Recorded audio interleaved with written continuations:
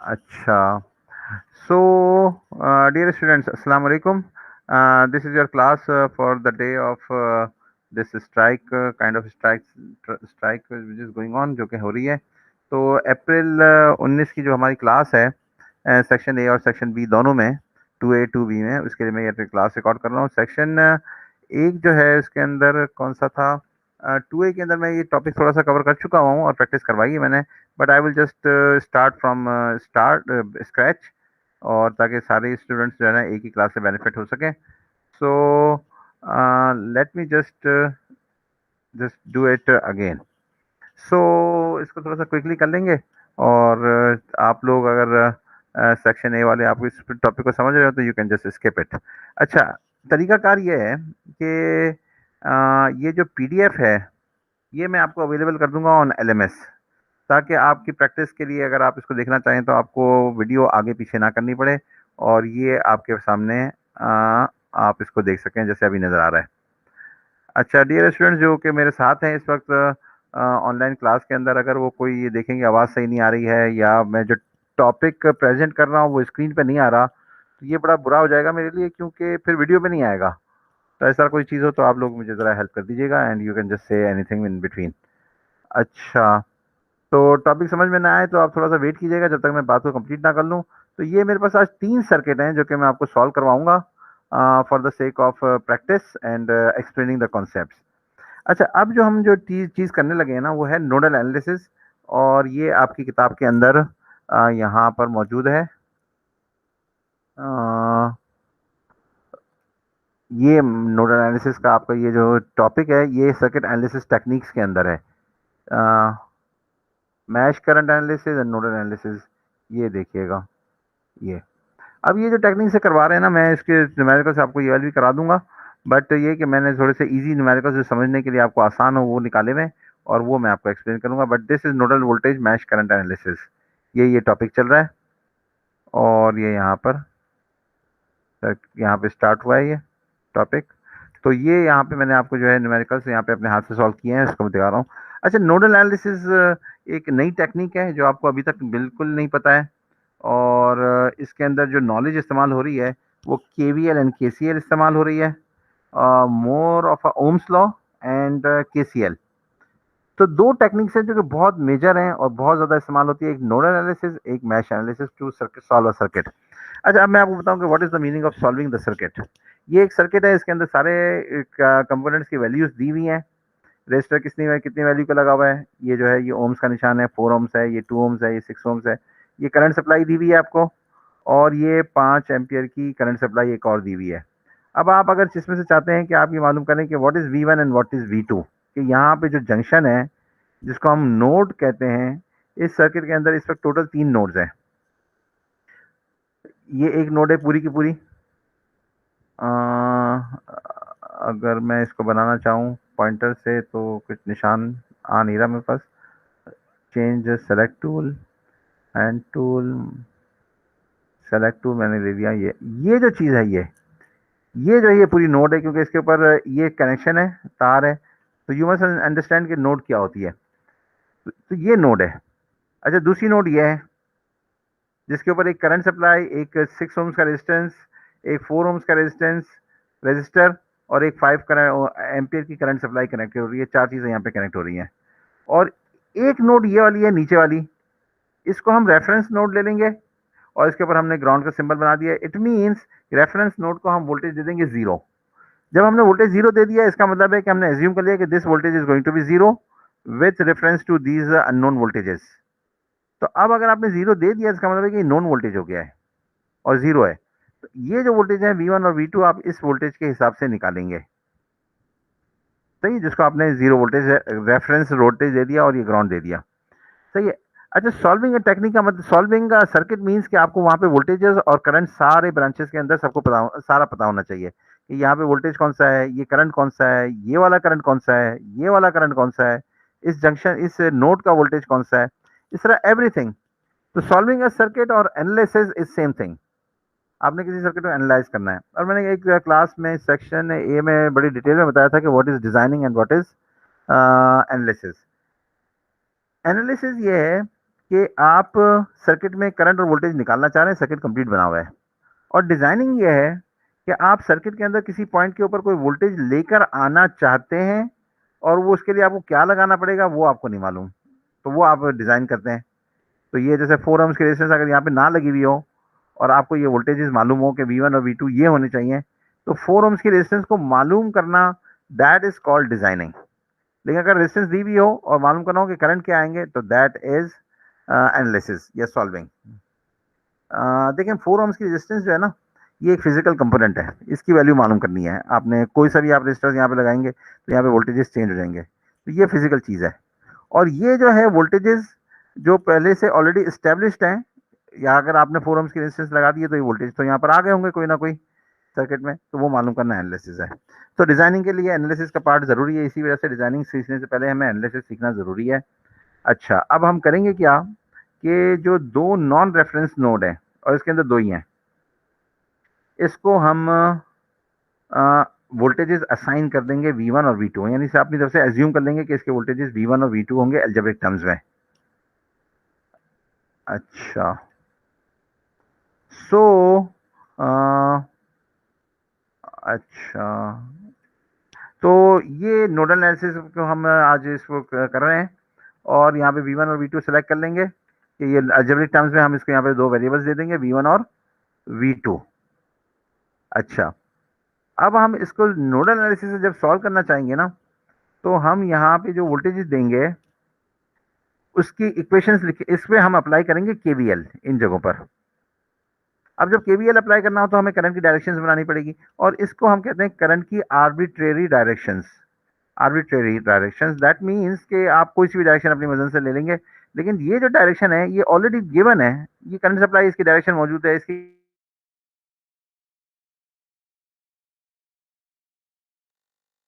लेकिन that needs a bit of expertise, जो कि अभी नहीं है।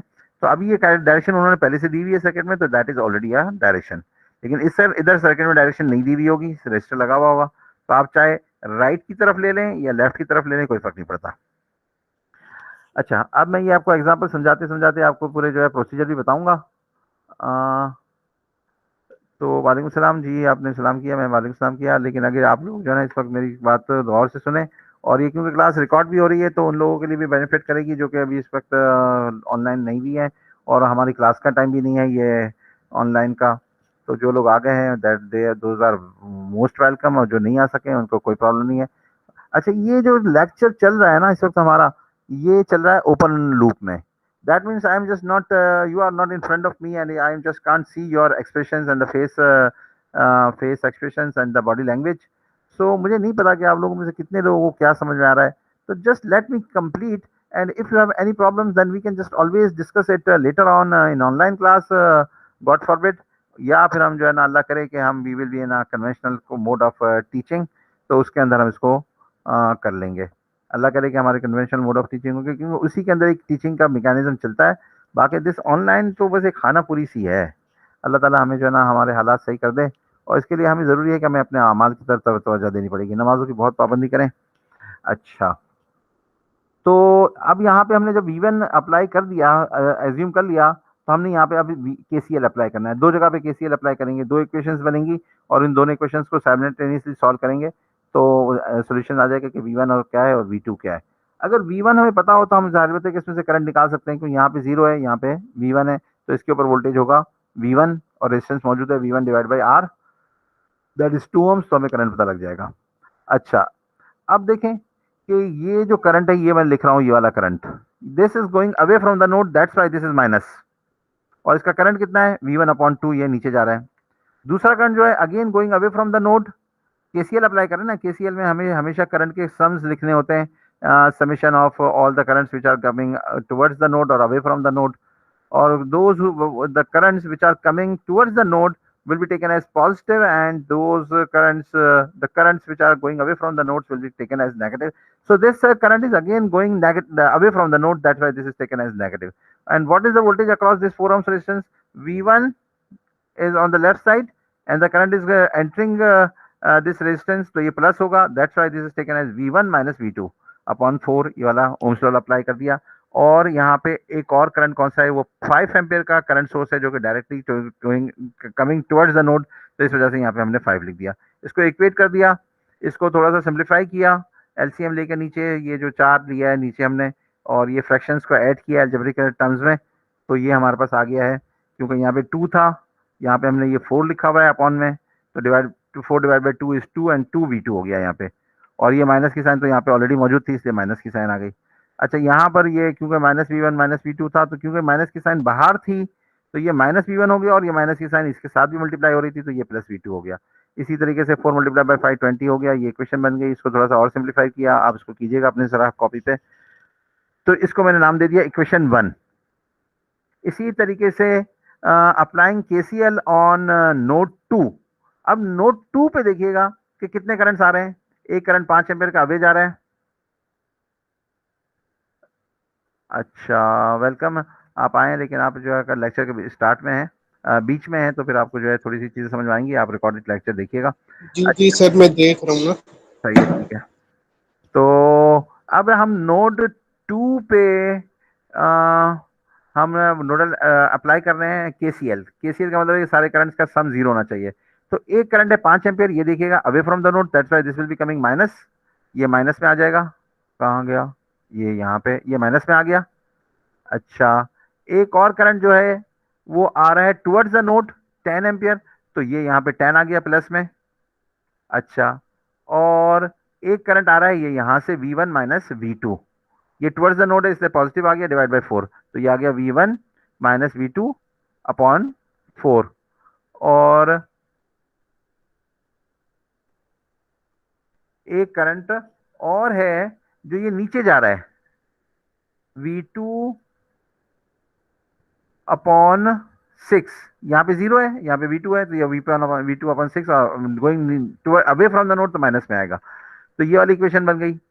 अब ये नोडल एनालिसिस है, और आपको थोड़ा सा जो है ध्यान रखना पड़ेगा इसको समझने के लिए। एज वाले थे वो तो अच्छा खासा क्लास के अंदर समझ गए थे, वो कन्वेंशनल क्लास थी, तो इंशाल्लाह उनको हेल्प हो रही होगी अभी दोबारा करने की वजह से। ये इक्वेशन बन गई है, इसको सिंप्लीफाई किया है, और सिंप्लीफाई करने के बाद मेरे पास ये इक्वेशन बन गई है, ये वाली, राइट। तो ये सिंप्लीफाई करते हुए आए, ये तो बहुत अलजेब्रिक टर्म्स में है। इसको मैंने कैलकुलेटर में डाल दिया क्रैमर्स रूल की तरह। इसको कंप्यूटर में कैलकुलेटर में डाल दिया, ये इक्वेशन 1 बन गई, ये इक्वेशन 2 बन गई। और जब कैलकुलेटर में डाला इसको, तो अच्छा ध्यान रखिएगा, ये थोड़ा सा मैंने ये काम गलत किया है यहाँ पर। ये 60 को इस तरफ लिखा है, 60 को इधर लिखना चाहिए था, -60। और इसी तरीके से हम कैलकुलेटर में डालेंगे, जैसे यहाँ पे हमने -20 किया है, तो ये कैलकुलेटर में डालते हैं, और यहाँ से ये आंसर आ जाएगा।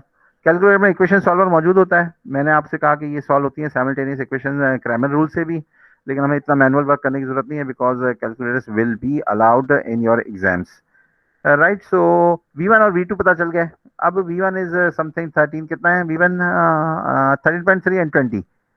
तो यहाँ पे 13.3 वोल्टेज है, यहाँ पे 20 वोल्टेज आ गया, तो ये करंट सारे मालूम कर सकते हैं। For example just take this, what is going to be this current.